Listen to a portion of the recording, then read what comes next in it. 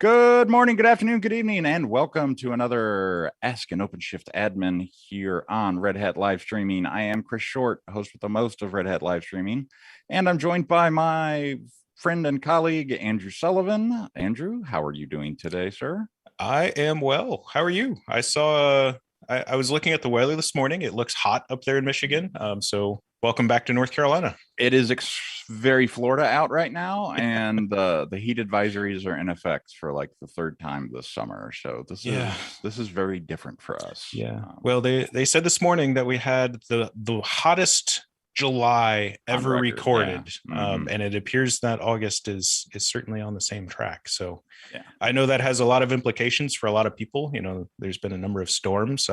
Speaking of which, to our peers in Boston, New England area, I hope you're all safe after the tropical storm went through there. I know there's a bunch of fires happening on the West Coast and other places as well, even further. That smoke is making it here, by the way. Yeah, so pretty wild. Yeah, I'm US based, so we hear mostly about the US, but worldwide, I hope everybody's staying safe out there because things are crazy. Yeah, I have been trying to get a family out of Afghanistan for over a week now, and it doesn't look good. So I will just leave it at that. But enough about world events and such. We're going to talk some compliance and security today. We are. So awesome. Yes. Excuse me. So first, hello, everyone. Welcome to the Ask an OpenShift Admin Hour. So this live stream is one of our office hours series of streams. What that means is that we are here, much like if you were in school at any point and you had a teacher or a professor who had office hours, we're here for you. Right? We want to answer questions. We want to interact with you all. Whatever it is that is happening in your worlds, feel free to reach out and ask us or let us know. And we'll do our best to address those questions here on the stream. If we can't, for whatever reason, we will follow up and answer those. So every week following this stream, usually on Friday, but sometimes a little later, we have a blog post that recaps everything that we talked about here. So if you happen to miss something, if we can't answer a question, at worst, we'll put it in the blog post or maybe even follow up in the next stream. So with all of that being said, don't hesitate to ask your questions across whatever platform you're watching on.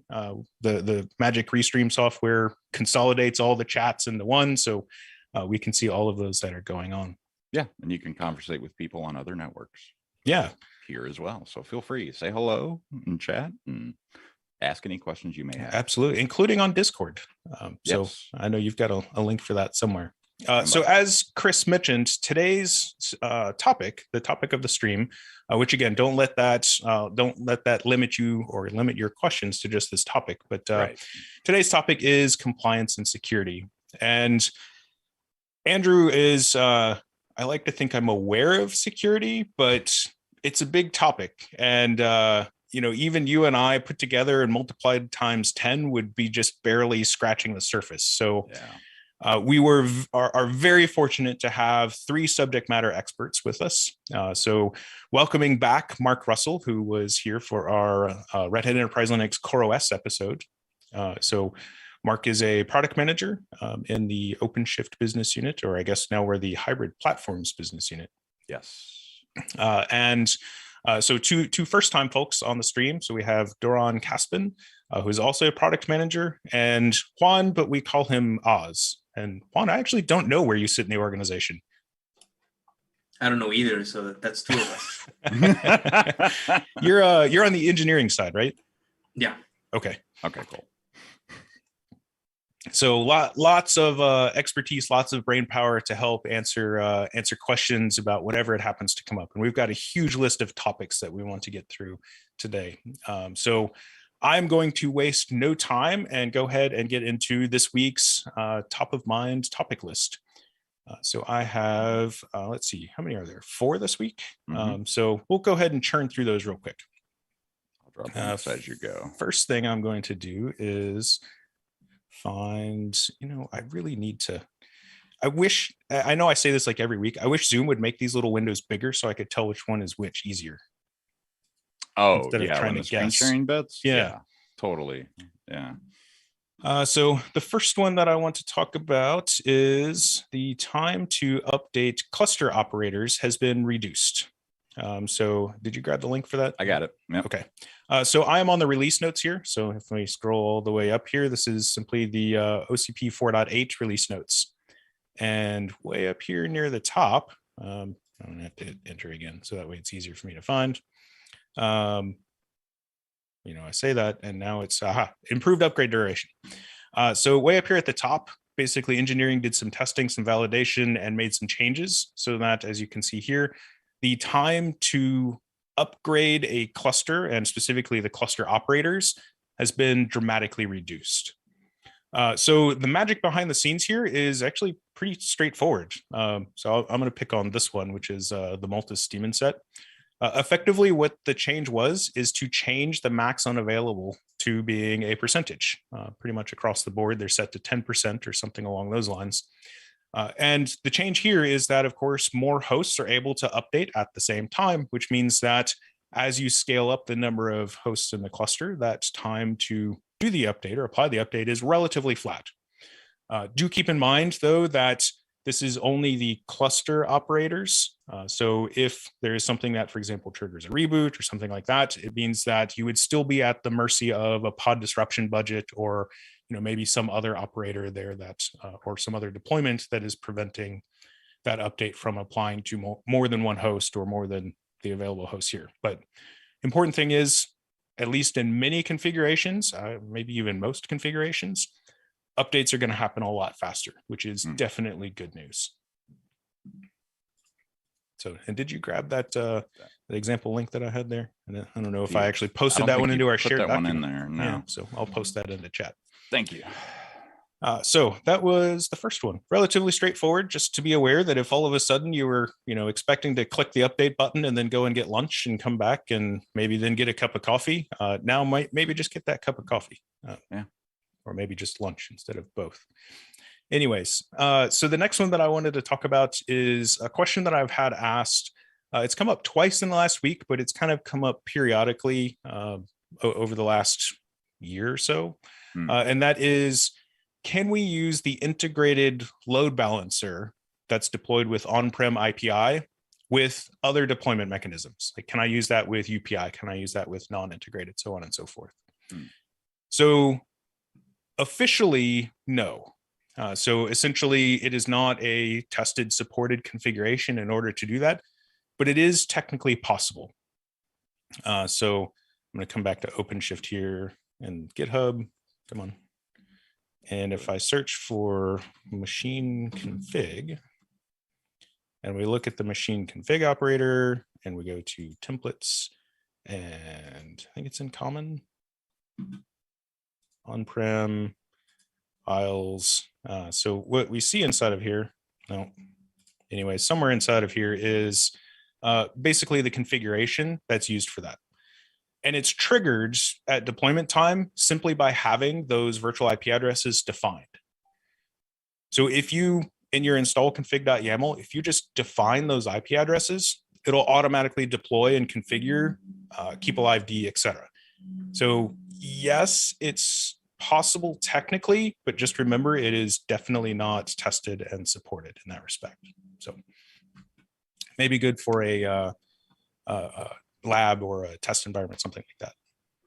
Hey, Andrew, do you mind if I go back and actually bring up something else that you were right near on the 4.8 release notes? I think is just an interesting thing to mention. It's right beneath that. And so what that means, where it says MCO waits for all machine config pools to update before reporting the update is complete. So this means previously we were reporting that the update was complete when the control plane was complete, and so you could still have worker pools that had not finished updating. Meanwhile, some people and some customers may have accidentally, may have thought that the update was complete, even though some worker pools or their one worker pool wasn't complete, and they would then move to another version of OpenShift, 4.6 to 4.7, 4.7 to 4.8, and now you have a bigger problem. So this way, it will not show you the upgrade button until all pools are completed.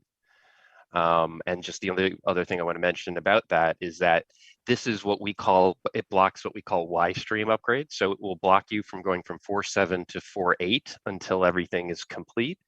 But it won't block you from a Z release, from a patch release, if you need to get that out and patch the control plane. So anyway, I just thought that was worth sharing. Yeah, thank you. I remember hearing about that, but I did not know it had actually gone into the release notes or anything. So it's a pretty logical assumption. You know, it says it's done. You think it's done, but yeah, you know, it turns out we really need to bring people's attention to the fact that not all the machine, you know, not all the worker pools may be complete. So yeah. Okay, well, thank you. Now, let's see.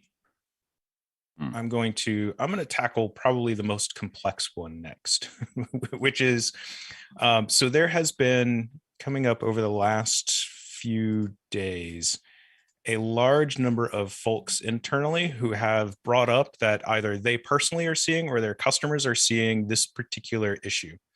And it's not just on 4.6, it seems to be happening across multiple other cluster versions as well. So essentially what we're seeing, or what they're seeing, is an issue or a problem being raised inside of the console saying that the system memory exceeds reserved, basically saying that, you know, hey, something on the host, kubelet, et cetera, is using more memory or more CPU than what has been allocated to it. So if you peruse through this BZ, there's a large number of comments in here. Well, I say a large number, it only goes down through 6 here. But anyways, it's being addressed. We're aware of it, and all of that. Now, the reason why I'm bringing this up again is because, so one, in the Kubernetes Slack, somebody had asked about this. And what they had specifically asked about was, what does the auto-sizing reserved do? So a couple of weeks ago, we had talked about this on the stream, right? Where, you know, hey, you can dynamically, or have the system automatically dynamically allocate resources to the system reserved value, right? So kind of exactly what this BZ is addressing. Now it's disabled by default. And in the documentation here, what we're saying is, hey, go in and create a machine config that sets auto-sizing reserved to true. So I dug into this to find out, what does that actually mean? What actually happens when we set this value to true? And what are the values that it happens to use? So I'll answer that in reverse order here. So the first one is, what are the values that it actually uses? And it turns out that we inherit these, or we use a calculation that comes from Google. So you can see this here is the same methodology that we apply. And we know that that is the same methodology because we have in the code here.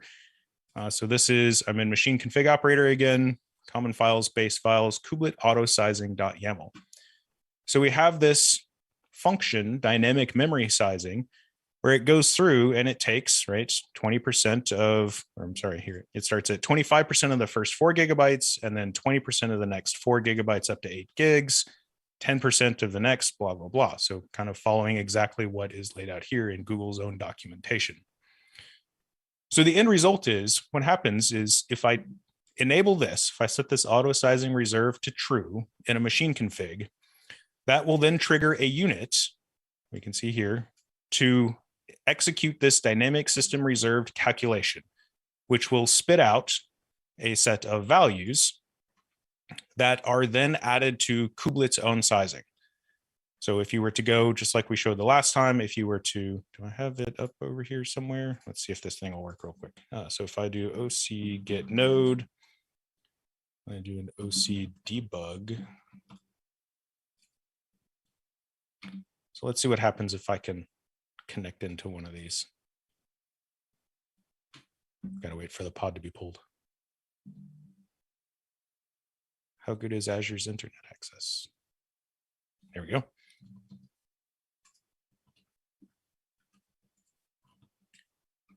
So if I do a ps-ef and grep on kubelet, I can see kind of kubelet's whole configuration here, including this, where it stores its configuration here. So more or less where I'm going with all of this is I set this in the machine config as soon as I find the right one here. It triggers this script to be run when the node is booted, which then goes over and it sets inside of the host in the kubelet config those system reserved values for CPU and memory. So more or less, the larger the node, then the more resources will be reserved. And if I can dig around over here briefly, I've got somewhere. I'm digging around in the back on my other screen here to see if I can find, this.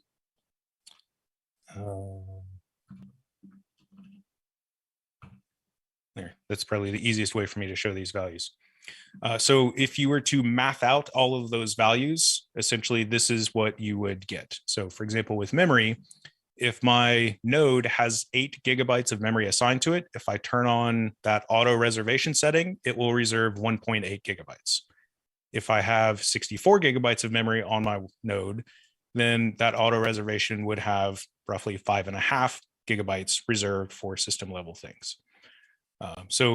This, I copied and pasted this when I was just looking a moment ago from the Kubernetes Slack. I will link that thread as soon as I can find it here into the stream chat. So that way anybody else who wants to look at it, you are more than welcome to look at it. But thank you. That's the kind of quick and dirty version of what's going on there. So if you're curious, if you're seeing that particular bug, please make sure that support is aware about it. So that way we can associate any customer information. That way they can prioritize it appropriately to get everything fixed. Short term, you can also turn on that auto-sizing. Just be aware that it will consume some additional amount of memory and CPU for those system level resources. And just FYI, we talked about this before. The default, so if you don't have anything set, is 1 GB of memory and I think 100 milli-CPUs. 0.1 cores. So as you saw, right, if I enable that auto tuning, it's going to by default bump that up with an 8 GB system to 1.8 GB. So you would lose some usable capacity there. Okay. And the last thing that I've got here, this is a quick and easy one. So the last one that I've got, just real quick, some folks have asked, hey, how do I know what will, if I change something in machine config, what will trigger a node to reboot? We can actually see that in the code. So if we look here, we have this function in the machine, again, machine config operator, and we have this calculate post config change action, as well as the one above it, below it, above it. I have the wrong link. I'll have to fix this link before we share it. Already shared it. That's okay. It's actually line 424. So essentially, if you read through this, files post config change action equals none. So it basically says, hey, if I'm changing the kubelet ca.crt or kubelet config.json, don't do anything, right? They get updated, right? And the system automatically knows that something changed, right? If I change etc containers registries.conf, then I need to reload Creo, however you pronounce it.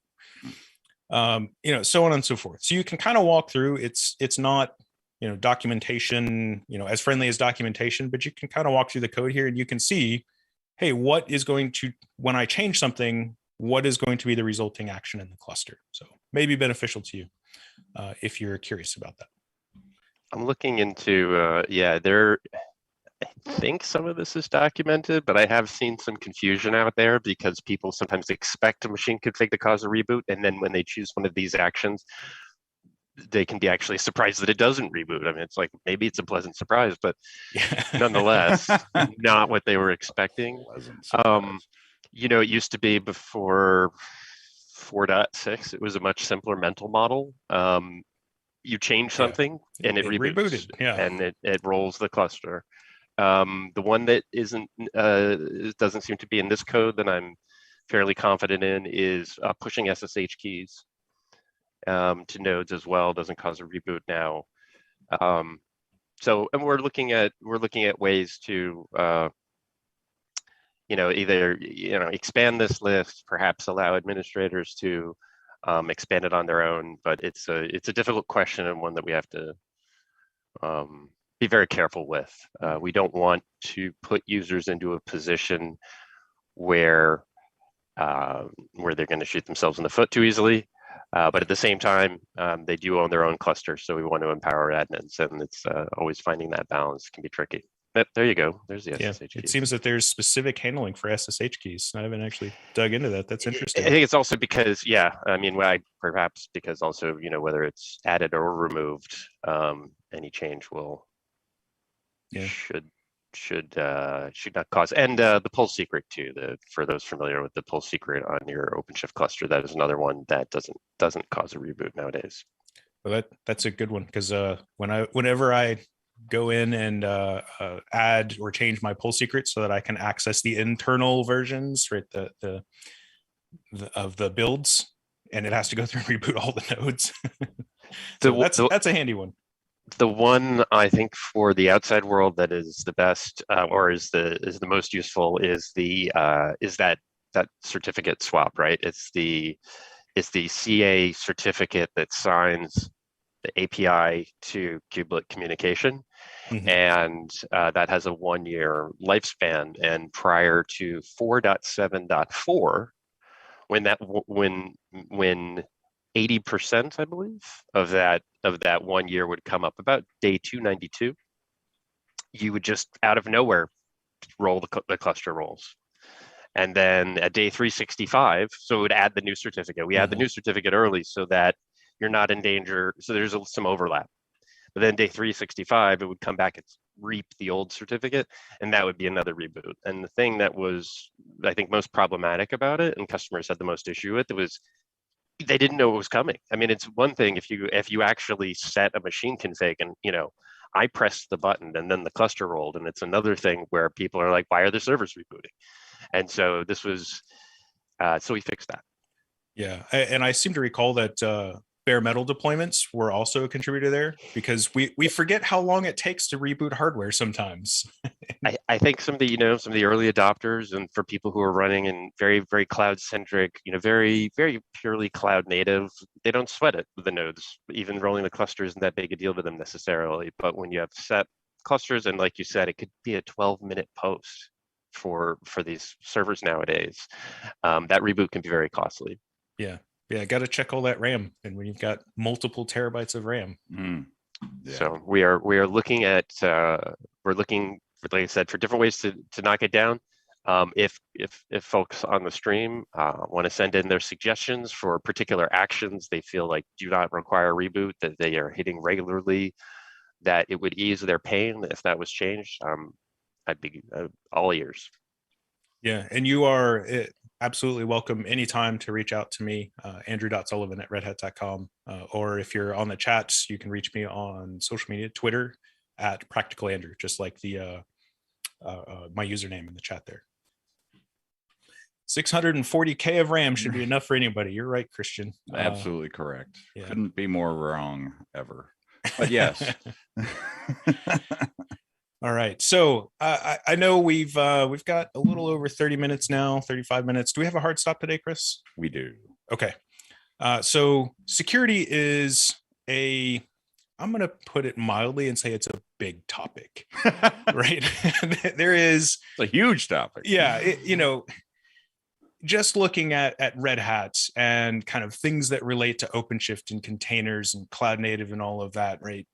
The topic, we can span anywhere from like the secure software supply chain and kind of developer practices and principles, all the way down to like low level operating system things, which is, we're administrators here. So that's kind of the side that we're going to favor when we talk about these things. But my point is, you could fill multiple libraries with the books that have been written on this topic. So it's unfeasible for us to address kind of more than just a scratch across the surface when it comes to that. And I really want to highlight a couple of things. So one is the security ebook, and I'll post the link into that. So this is another step in that direction of how do I go and get started and learn more and learn about this broad ecosystem of things. Also highlights Red Hat Summit every year has multiple sessions on the security topic. So you can always go there and find more information. And Red Hat Summit the last 2 years has been free registration, right? You can just go to the website. And the other one, and this one I haven't actually looked at yet because they just announced it like 15 minutes before we started on stream. But we just released another. Oh, yeah. So it's an open approach to vulnerability management. It really describes how Red Hat works and how Red Hat addresses these vulnerabilities across the product lines. So while I haven't read it, I can only assume that it's going to be a good read and it's going to be an interesting one. So I'm looking forward to it this afternoon after the stream. Oh, wow. You have time to read during the day. That's lucky. It's in between chats and emails. So yeah, it's the advantage of multiple monitors. Yeah, good point. Yeah, I should take advantage of that at some point. So it's a 23-page doc, though. It should be a light read for everybody. Yeah, and I also want to highlight that OpenShift and CoreOS is only one component in that.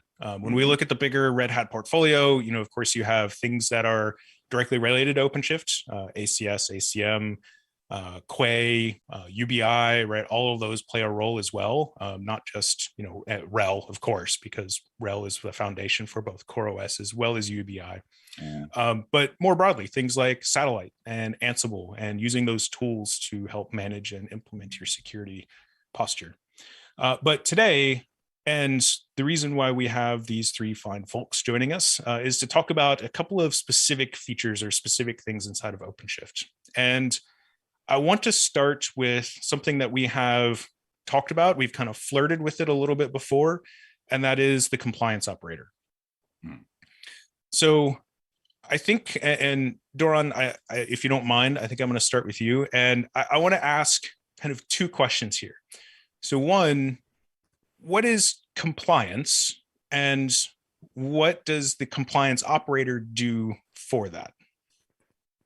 Okay, so compliance is the way for us, for administrators and people that managing IT infrastructure to comply for a specific framework.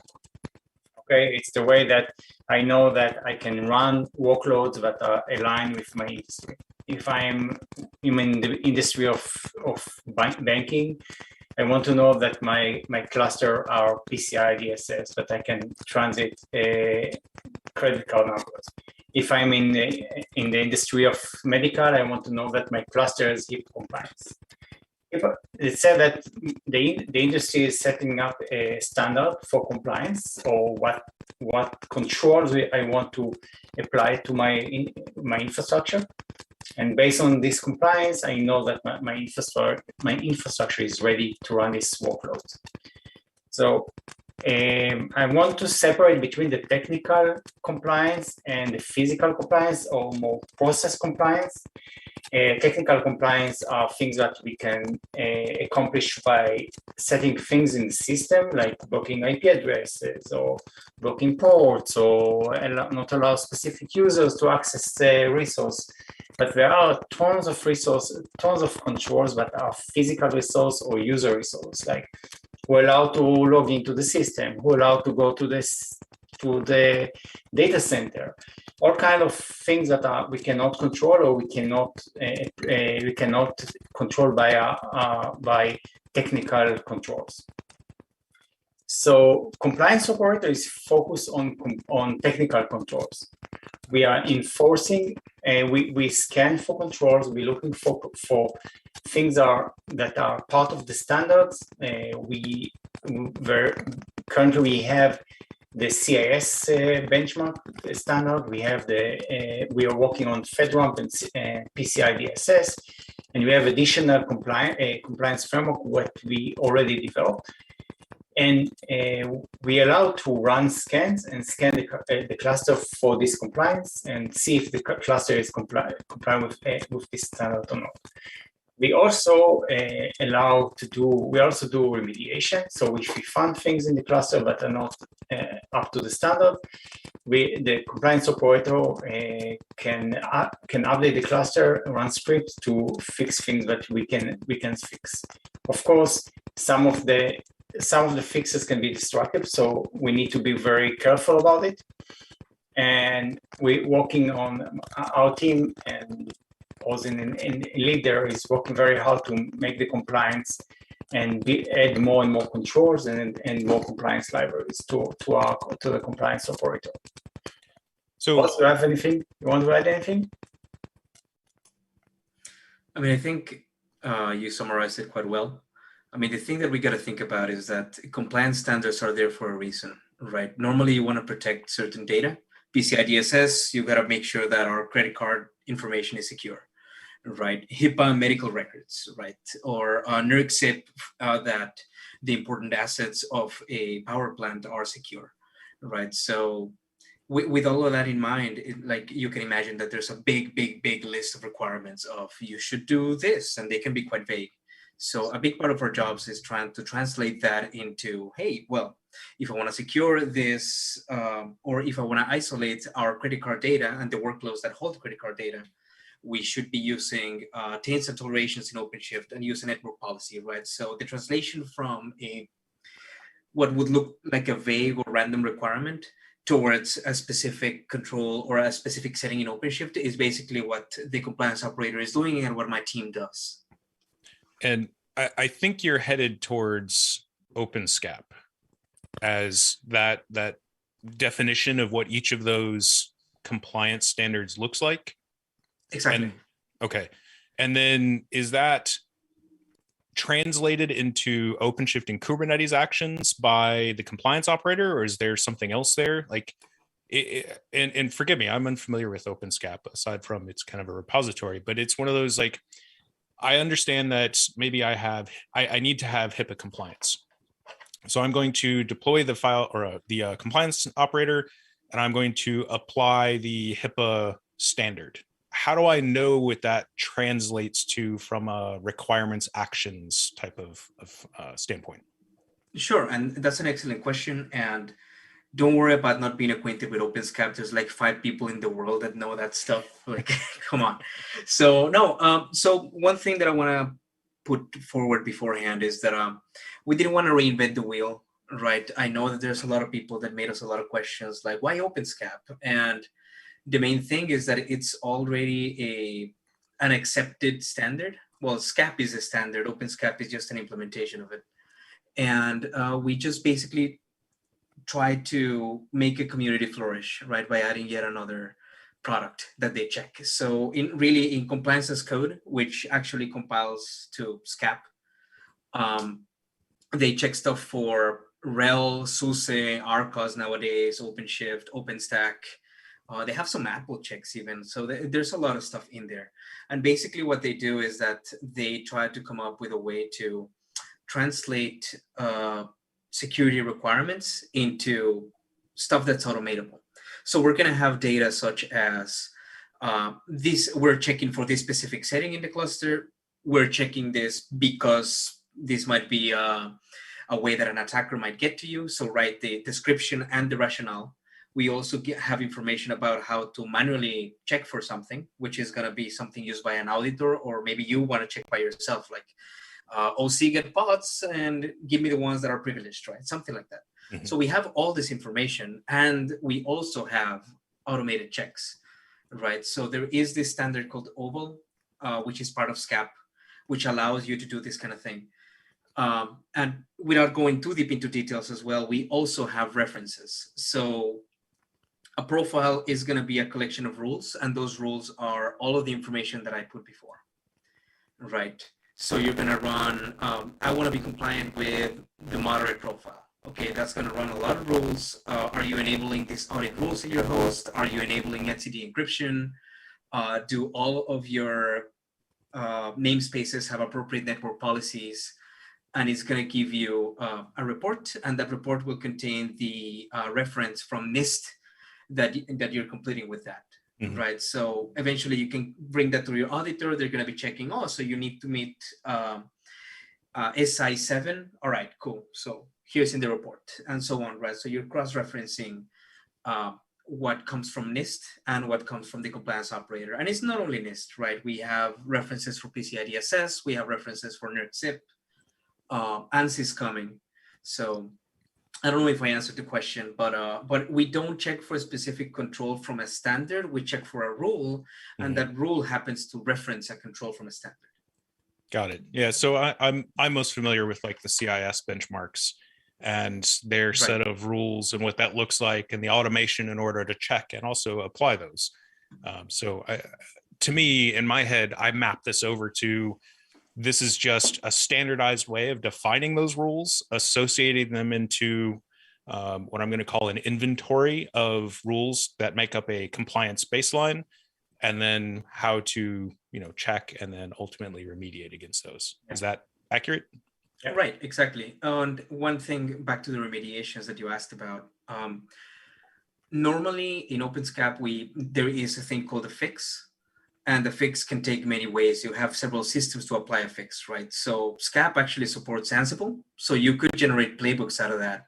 SCAP supports bash scripts. And there was another one that I forgot, Anaconda, I think. You can form your Anaconda definition there. In our case, we introduced something that we call just a Kubernetes fix. So we only deal with Kubernetes objects, right? We try to play nice with the cluster. In OpenShift 4, everything is a CRD, everything is a resource. And so we make sure to play nice with that. So what's going to happen is that if we detect a failure, we get the fix for that failure that turns into a Kubernetes object, and the compliance operator will either report that so you can apply that yourself, or it can apply it itself. Depends on what you want, right? We give you that flexibility.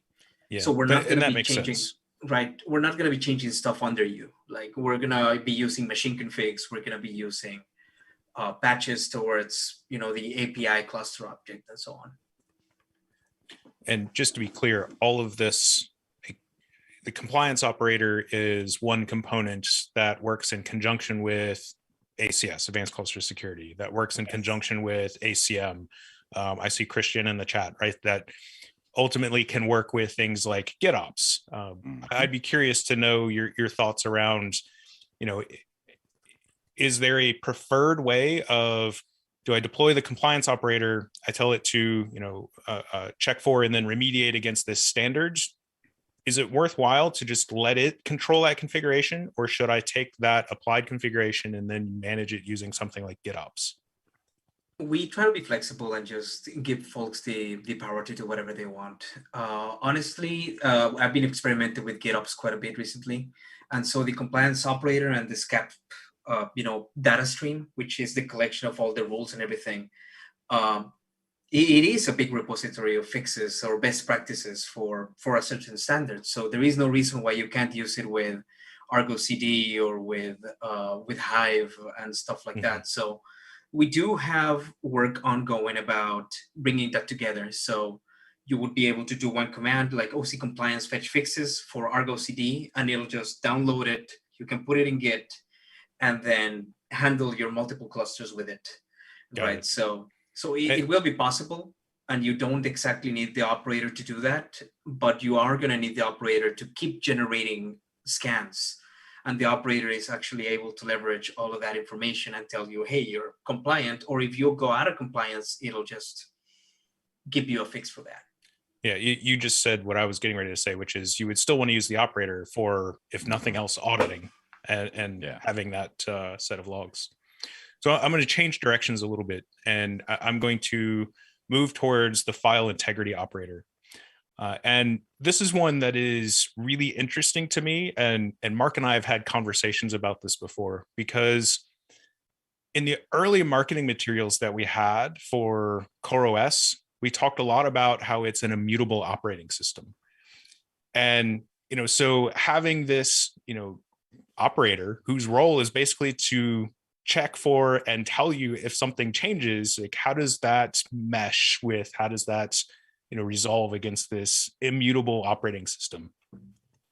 So I don't mean to put you on the spot, Mark, but I'm gonna put you on the spot. Sure, it's one of my favorite topics. So we do sometimes call it controlled immutability, and if you check the actual documentation, the definition of what we have is that we distribute and install a read-only /user, so all the OS binaries In that sense, everybody at whatever rev of the cluster you're at, you are running a specific version of Red Hat CoreOS that's been tested with that version. You're running the same version of that /user as everybody else running the same version of that cluster. Etsy and var, for different reasons, are read-write.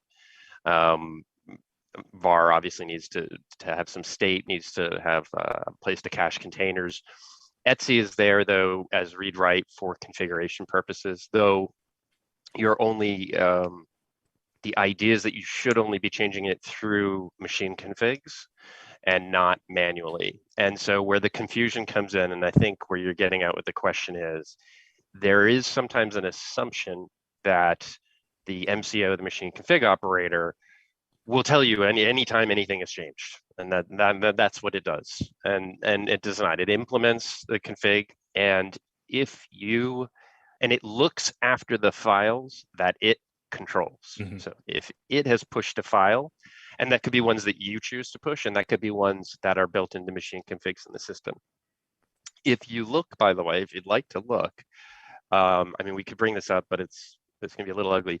If you look at the rendered, every pool has a rendered config, and what a rendered config is basically just taking all the snippets of configuration together and putting them into a single configuration, and you can see the files that it manages. Please don't ever delete these. If you do delete them, please call Red Hat support immediately after. Right. Yeah. So it pushes these, and it's a, it's base 64 encoded, most of the contents, in some cases. So if these files are changed, the MCO will notice them the next time you go to push out an update. It does not currently, today, we're looking at changing this, it does not check on a regular basis. It's when you push out a new configuration or when you push out an update, it checks to see, hey, before I make this change, does the node look the way I'm expecting it to look? Yeah. And if not, maybe we should stop here and tell the admin, dear human being, you might want to look at this. Yeah, and just to reinforce that, I've seen 2 instances of that happen just recently. One was a customer who had modified the SSH keys, right? I think they had debugged in and added a different SSH key, and of course, when MCO went to remediate, it said, "I don't know what this is," and caused to halt.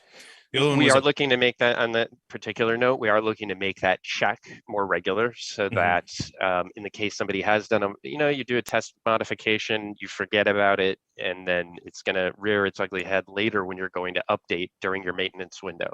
So we don't want that. We want you to know as soon as possible that there's something unexpected in the on-disk state. And this is where I think the question will segue over, is that if you do want to look at, you want to know, I want to know anything that changes under Etsy, and I want to watch these files specifically.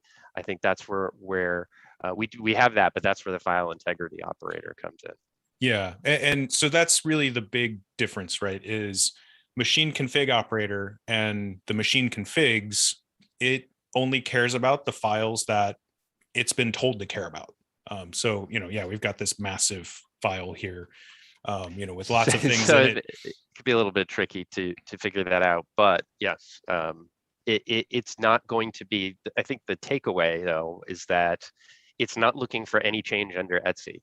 If the MCO is not managing that file, it's also not going to care that you have created, Etsy mycoolconf.conf.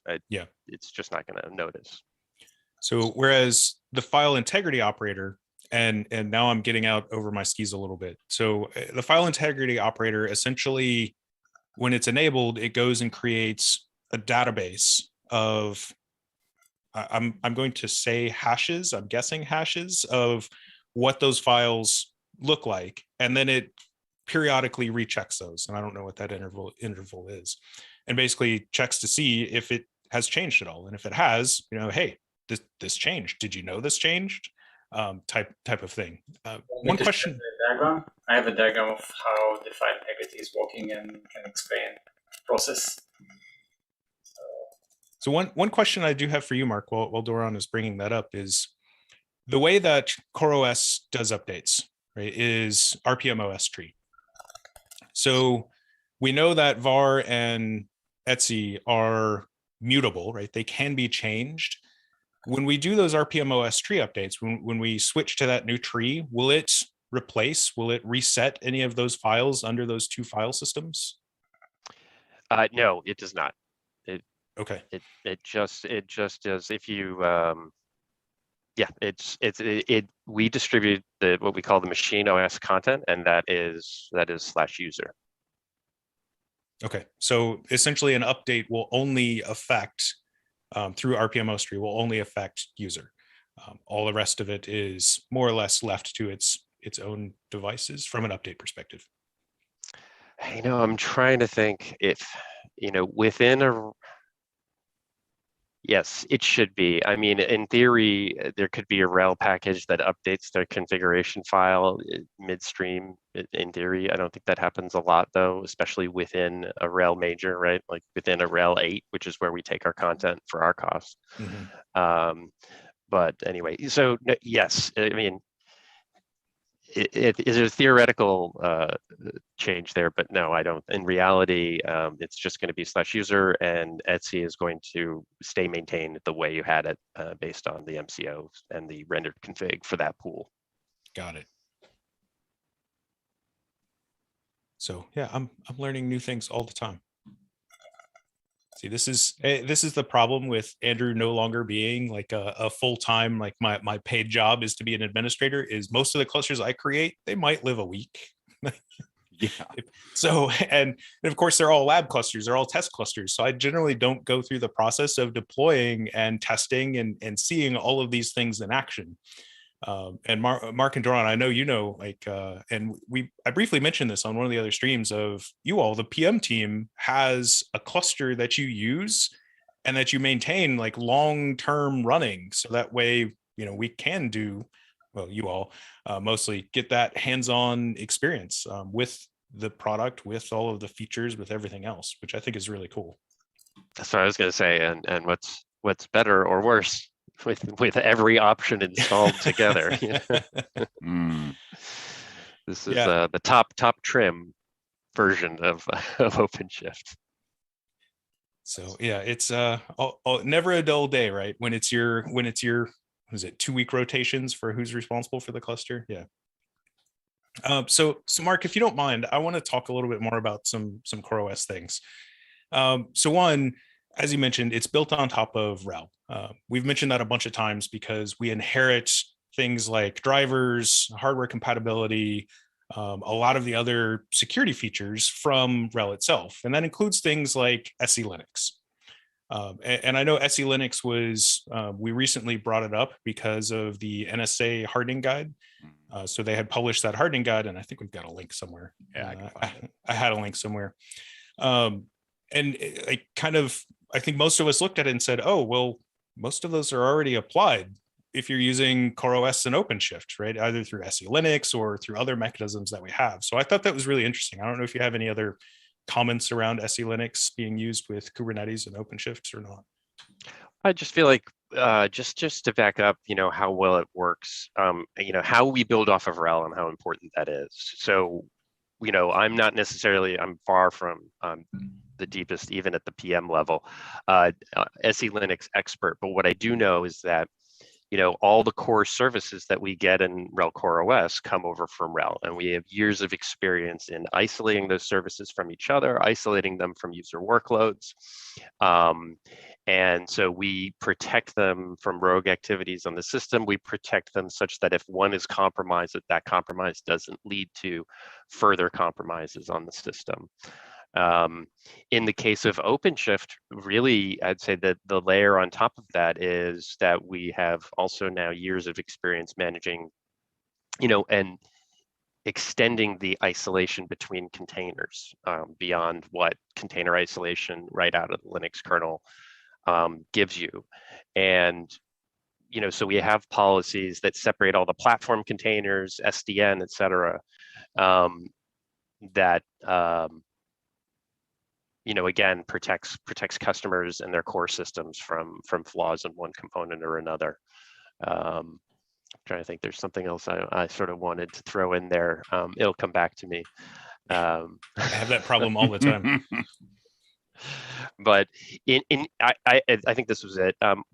We've never had, to my knowledge, and feel free to anyone to jump in, but we've never had like a runC or container escape that wasn't already at least mitigated, if not prevented out of the box by our policies.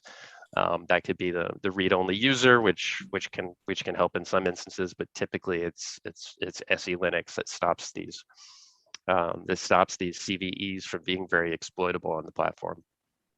Sorry for the sales pitch, but it's true. Well, no, I was, when we were doing the notes and prepping for this, I brought up one and I'm like, I remember there was one that we just talked about this, and I found it, which was there's an RHSB and an appropriate CVE, which I just posted in the chat around. It was the one that we talked about here on the stream, actually, long path name and mount point flaws in the kernel.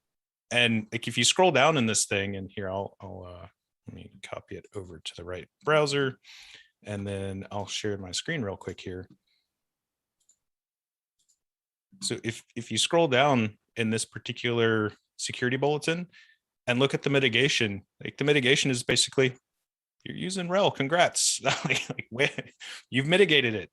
So I thought that was kind of a great example of, the underlying platform does matter, right? It's which Linux you use does matter. And yeah, to your point, I know it's a bit of a sales pitch, but it's important. Actually, I just want to throw in though, like long path, like exceeds 1 gigabyte. Long path is not even, doesn't even describe it if your path is a gigabyte. Yeah. I mean, that's really impressive. Let's see, where did I get lost at here? So, okay. The other thing I wanted to ask you about is FIPS. So I think FIPS compliance was added to CoreOS back in like the 4.3 days. I thought it was 4.2 or 4.3. Yeah. So it was pretty early on. And so my understanding of FIPS is it's a US government thing around encryption, and specifically there's a bunch of different levels that I've never quite understood myself. And that all plays a role in like FIPS 140-2, or level 1, level 2, level 3, so on and so forth. So can you elaborate or help educate me on FIPS mode and OpenShift and what that means? Sure. I mean, I know it more from the Red Hat CoreOS point of view, so if anybody else wants to add on, I will not be hurt. What we have is you have the FIPS validated modules and the modules in process. So we ship one or the other, depending on where it is in the cycle. What that means is that, you're using FIPS validated kernel crypto modules, OpenSSL, and when you are using UBI containers, so not only does that mean that the services will be on the nodes will be running in FIPS mode, meaning they're only going to be using those ciphers from those particular set ciphers from those modules. It also means that if you're running UBI containers on OpenShift, they will be automatically using the correct ciphers as well. I don't know if Oz, if you want to add anything to that, but it seems like I wasn't too far off. No, that was about right. And that's the main challenge usually with FIPS in general, that if you run a funky container with some funky base, it will not inherit FIPS because it has no way of knowing that, right? As opposed to using a Rail-based container like UBI or anything like that, that it actually detects that you have FIPS enforcing, it configures the crypto policy in the container itself and makes sure that you have everything right and ready to go. And you don't need, right, and then you don't have to worry about it the app or container level. What I do want to point out, and I don't quiz me on the difference, I don't know, but we are, I think, already getting to the point where it's 140-3, not 140-2. And I think maybe this is not super well known outside of the bubble, but you can't submit versions. So when people are waiting for full FIPS validation, it takes a while because we are at the mercy of NIST And not only that, we can't submit until it's GA. We can't give them a beta early so that we can come roaring at the gates with, rel 8x is FIPS validated. We have to release it and then submit it. A strange question for you. Has that process been slowed down at all by like coronavirus and all of that? It was, and I think there was some split attention. I don't know if anybody else can add to that. There was some split attention, both coronavirus, but also the development of 140-3 was happening simultaneously. And also, we are not submitting the full platform. We're submitting only the CoreOS version. So because you cannot FIPS compliance for the whole platform is a little bit problematic. It's basically for customers that want to use in FedRAMP, to use OpenShift in FedRAMP mode or other federal compliance level, but it's the basic building blocks for FedRAMP. So I'm going to ask a quick question, and I'm not sure who will be able to answer it. So I'm not going to deliberately throw anyone under the bus. So I know a lot of times as administrators, one of the frustrating things that we first encounter when first using OpenShift is no root user in containers. Yeah. So I know it's related to a number of different things, SCCs, SC Linux, and all that other stuff. So I'm curious if anybody has kind of a terse, right, a 30-second version of the perspective on that. Because I think a lot of people, might think, oh, SC Linux, right? It should protect me. Why does it matter what user ID I'm using if SC Linux is in place and all these other things?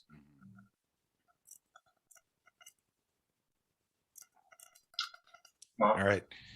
Okay. Bystander effect. So I will. So no, I'm not going to force anybody to put anything out there. So I'll poke some people and see if we can get an answer to that. I'll include it in the blog post. You're talking to infrastructure people sometimes, and sometimes it's like, wait, whoa, apps. I know, right? I have that issue inside too. The container. So, well, my dog is growling, which means that it's probably time to go. Just to answer real quick, because I was hoping that somebody else would answer. In case there's a container escape, your user ID is going to prevent you from accessing anything from the host. Linux is going to help, but there are things that your container is still going to have access to, even if you're using SC Linux, right? So having a non-root user is going to prevent you from, or prevent a container from accessing anything else. So it's just like an in-depth approach to security where, hey, in case you bypass Linux, you still can't bypass the next layer, which is your standard Unix user ID. Yeah, it makes sense, even if it is a bit frustrating as a first-time OpenShift user when you can't just go, use this Docker image that comes from somewhere, anywhere, or even my own ones, right? I have to go in and set that UID correctly in order to get it to work. So it's one of those, like, it is a valid thing, even if it can be a little bit frustrating, maybe even a little confusing at first. So it is almost the top of the hour, which means that we do have a hard stop today. So we need to close out the stream. So first and foremost, thank you very much to our guests today. So Mark, Oz, Doron, really appreciate you coming on. Really appreciate the time that you gave us today. Can't thank you enough, Oz, especially. I know you came in very last minute, so thank you so much for that. To our audience, thank you very much for your attention today. We really appreciate the interactivity. I've seen the chat scrolling by. Y'all have been great. So I will take all of this information. I will put links to specific spots in the video. Keep an eye on the blog post. So it's cloud.redhat.com/blog now. So I will have that blog post published hopefully Friday, if not, maybe early next week. And with all of that being said, I hope everybody has a great day, a great week, and I'm going to steal Chris's line, which is stay safe out there. Awesome. Thank you. Take care.